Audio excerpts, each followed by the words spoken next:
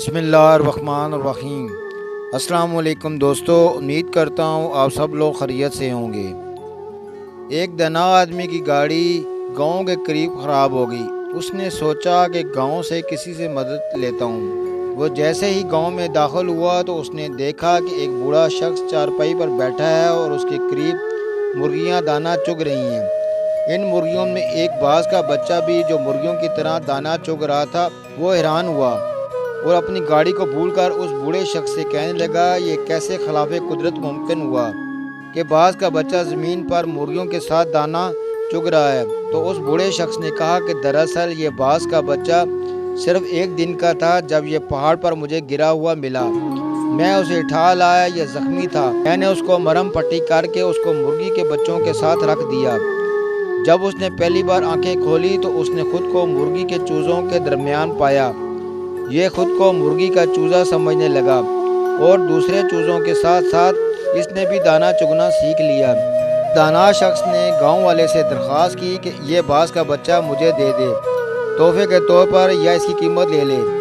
اس گاؤں والے نے باز کا بچہ اس دانا شخص کو تحفے کے طور پر دے دیا۔ یہ اپنی گاڑی ٹھیک کروا کر اپنے گھر آ گیا۔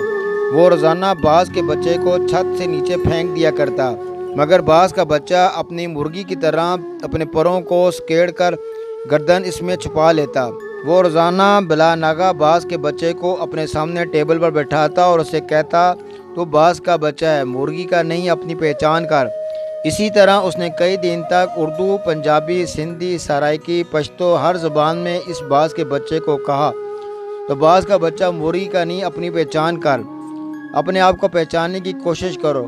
آخر کار وہ دانا شخص ایک دن باز کے بچے کو لے کر ایک بلند ترین پہاڑ پر چلا گیا اور اسے کہنے لگا، یہ خود کو پہچاننے کی کوشش کرو، تو باز کے بچے ہو۔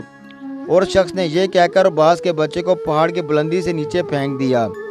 باز کا بچہ ڈر گیا۔ اس نے مرغی کی طرح اپنی گردن کو جھکا کر پروں کو سکیڑ لیا اور آنکھیں بند کر لیں۔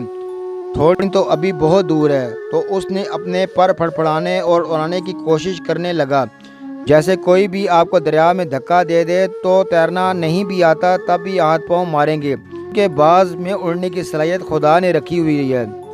تھوڑی دیر بعد وہ اونچا اڑنے لگا۔ وہ خوشی سے چیخنے لگا، اوپر اور اوپر جانے لگا۔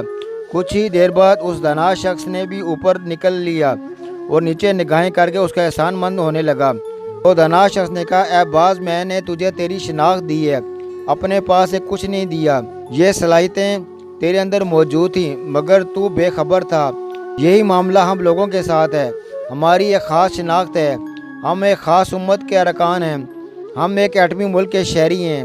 ہمارے اندر اللہ رب العزت نے بے پناہ صلاحیتیں رکھی ہیں، مگر پرابلم یہ ہے کہ ہمارے ارد گرد کے بے شمار مرغی ہیں، جن میں ہمارے ٹی وی چینل اور اخبارات بھی شامل ہے، جو مسلسل ہم کو بتاتے ہیں ہم باز کے بچے نہیں، مرغی کے بچے ہیں، جو مسلسل بتاتے ہیں کہ تم سپر پاور نہیں، تم سپر پاور کوئی اور ہے، جو مسلسل بتاتے ہیں کہ تم بہادر اور طاقتور نہیں ہو بلکہ بزدل اور کمزور ہو۔